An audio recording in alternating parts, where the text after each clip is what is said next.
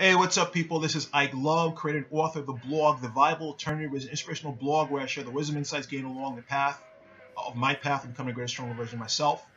And if you want to read more on the site, you click on the window which says description. You see the link for www.theviablealternative.com. So, first off, this is a redo of a video I posted last week. Last week, I met again with the underwear. This guy is going to be designing my underwear for me, Jayon Powell, we'll call him Jay. And we had gone over, we had an update and decided where to go and build more and so on and so forth. Thing was, we met in a bar, and it happened to be the bar, the lighting was just horrible. And I made a video in there, and I decided to post it anyway because I have a personal commitment of posting a video a week. And rather than not post at all, I just said, let me just put the shoddy video up just to keep to my commitment. I've been doing this for now almost a year. Next will be a year. But the video came out very, very, very, very dark. You can barely see me in the video. As light as I am, you can barely see me in the video. And whatchamacall, mentor of mine called me yesterday and was like, dude, Ike, take that down.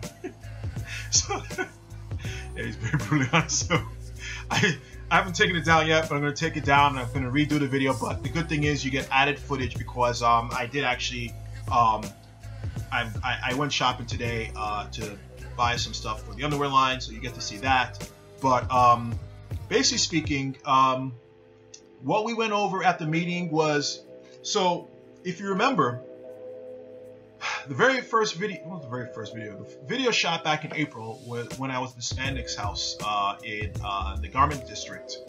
I had chosen a specific fabric that I liked, and the people at the store gave me a swatch, a sample, And what happened was that Jay, let me cover the name here.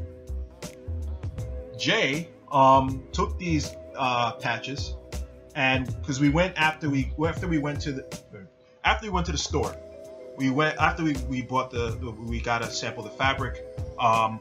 We went to another store where they sold the thread, and we bought different colors of threads, and which were going to be matched up or sewn into the fabric so that we can see what it looks like and choose which one we liked. So here's what he did. It's kind of hard to see. It's kind of hard to see because of the lighting here, but there's a dark thread on the top. The middle thread has the lighter thread. I mean, the middle patch has a lighter thread, and the bottom one has a different color thread. But what we decided was we're going to go with this one. I liked it. I liked the contrast, the light thread with the contrast against the fabric. So we're going to go with that for the sample, for the underwear line, what it's going to look like with that color thread, with that sample and everything like that. So that's number one.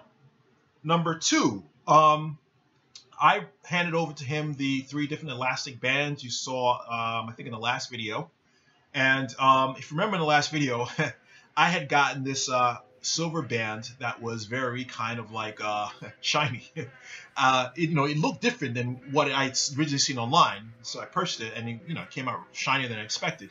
But the thing was, I said during that video, and I said we discussed in a meeting, was that it could work. It could have worked because well, it could work because if you have a certain type of cut and certain type of fabric, they could match together and it won't look as like a novelty type of thing, It could just look as a little bit edgy, but not a novelty thing, and it could actually look like something that's a little bit more revolutionary without being so much of like a, I don't know what you call, like kind of like out of, what's that called? Avant-garde or whatever, But we decided during the meeting just to completely just do away with the whole thing, put the kibosh on the whole thing. So that was axed and everything. Even though Jay told me he did like the way I think, that he liked the fact I thought out the box, which is a good sign. But he kind of pushed. I was still kind of on the fence, even saying no, but he just kind of just said the final no, and I was like, yeah, you're right, dude. So forget that. Next, also, if you look here, I'm just bring up my phone. Actually, we chose a font for the underwear line. Here is let's just try and get it up here. Okay. Now, this thing flips everything around, so you're kind of seeing mirror image. Obviously, my cell phone doesn't look like this backwards when I'm looking at it. I look dark now, like in the video. But this is the font that we're going to be going with for the underwear line, the one in the top, not the middle, the top. And yeah, I like the whole techie type of look. It looks different than from other stuff we see. So we're gonna go with that for the font for the underwear line, you know. And yeah, he liked it, I liked it, and so what we discussed what the final discussion was for me to go to back to Spandex store and purchase a yard of fabric, and you know, and then, you know, obviously meet with him sometime this week or next week to hand it over to him so that he can start sewing together the actual sample. Now, what's also interesting is that as per the logo is going pretty well. It's just interesting about when you're doing a logo or when you hire someone for anything for a project. You know, I had a great graphic designer. He's a great dude, very gracious. But when you are doing any type of project, you hope, you know, to have someone that takes the project as their own. You know, they take it personally. They take the work that they do personally because they really feel the work is a reflection of them.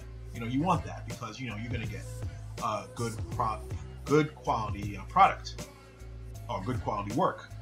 But the dark side, the flip side of the thing is when they take it so personally, their work, that when they produce something you like, they don't like it, so they hold up the project. And that's the challenge I'm having with him, because he produced a great design. And I liked it, you know, immediately I saw it, I connected to it, and I showed it to other people, and they like it as well. But for some reason, he doesn't like it. It's like, you know, he feels that it's not good enough, or blah, blah, blah. And here's the thing, you know, it's like the top priority when you're hired to do something is the satisfaction of the customer. I am satisfied, you know, you did a great job. And so now the challenge is just getting him now to just take a couple of the suggestions I had given to him about, you know, tweaking the logo as per my suggestions and everything like that. Yeah, it's getting just to finish that, but you know, it's just about hashing those things out. But that is almost done. So yeah, so that part is done.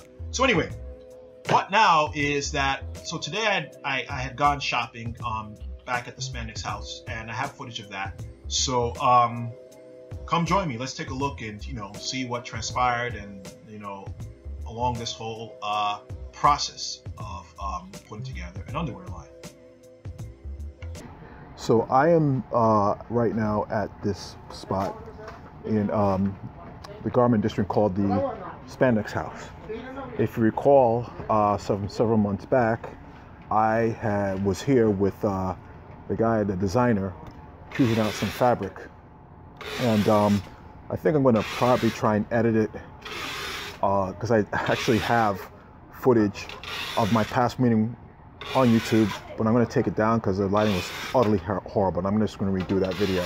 But maybe I'll just connect this to that about when it went down in that meeting. But anyway, my point is this: I'm going to now look to actually buy some actual yardage, like fabric, from the sample I had taken the last time I was here, and actually, you know, to get ready to actually have a design made. It's just about finding and meandering through this place here, but yeah, it's now about going and getting the actual fabric and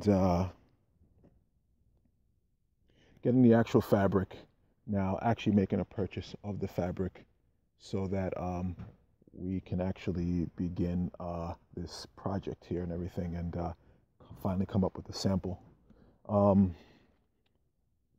This is a lot of stuff here. And what the problem is too is that I'm not really versed in this like fashion stores here, and so I don't even remember where I don't even know where to get this sample from. I have to ask somebody. But yeah, so I am here right now. Yeah, I'm about to purchase maybe several yards of this fabric and start give it to the designer, and then actually now we're about at the point where you can start to make a sample. But I'm going to connect you to another video where you'll hear the details of what went down in the last meeting with the designer. All right, talk to you soon. Peace. Nice. Oh, it's recording. Jesus, what's the matter with me? I just sneezed. I must have knocked out some brain cells. My goodness. Anyway, what's up? It's Ike again. So, I actually found I was looking here at the for a sample of the, where the source of the fabric that I got on this thing was. And luckily, I saved the video I made the last time, so I told him the composition of what the fabric was, and he immediately went and was able to find it. So there's actually a book of these, of different colors and of this whole fabric. You can check it, you can look it over here.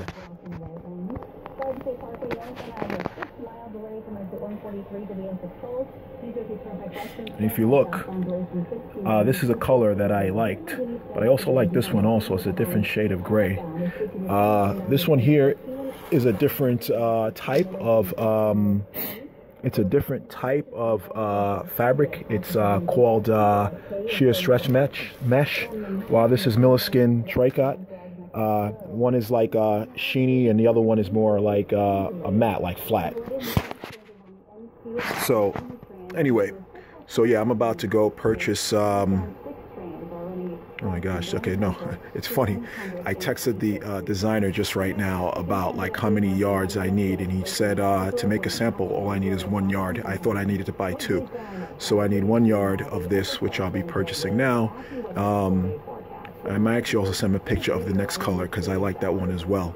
So this is where we're at right now, and I will be back. I'll talk to you soon. Oh yeah? Okay. All right, I'm back here again. So I got the yard, which I haven't purchased yet. I got the yard of the fabric, and he also cut me, this is the fabric of what I bought, but he also cut me, it's another sample of a lighter shade of gray. If you look at the comparison, you can see. So what I'm going to do, I actually sent a picture, no, I will be sending a picture to the designer to ask him his opinion, but I'm going to, what am I going to do? No, I'm going to show this designer because I also want to use this as a sample. As you know, I want to use this to make another cut of another underwear for the same line.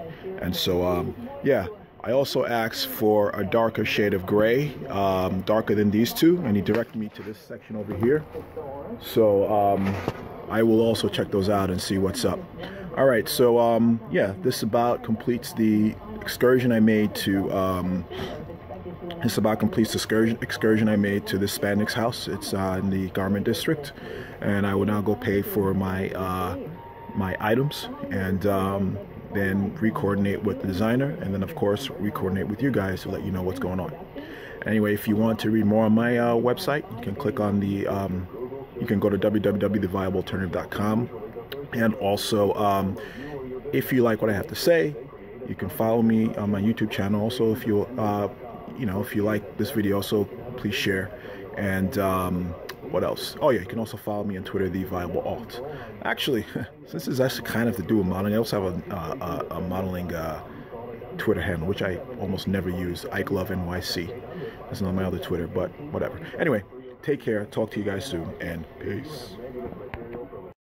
Hey, what's up, people? One more thing I forgot. I found my third color for this for the underwear line.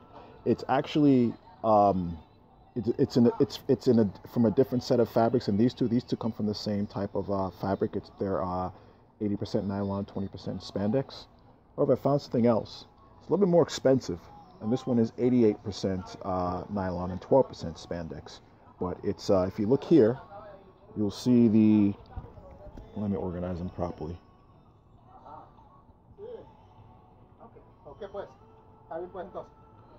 So you see like the different nuances of gray. So, so yeah, so that's the third one. It's a little bit more expensive too. It's $12 per yard, whereas these other two here were $8 per yard. So, yeah, so that's what I have and formed the base of my underwear line. It also matched the elastic band that I had bought that looked black. They said charcoal gray on the website, but it looked to me and everybody else who saw it as black. But so yeah, we got the third piece, and I'm completely very happy. And I'm now going to go downstairs and pay for this thing. So yeah. If you want to read more on my site, go to www.theviablealternative.com and follow me on Twitter at TheViableAlt. Also, please subscribe and I'll talk to you soon.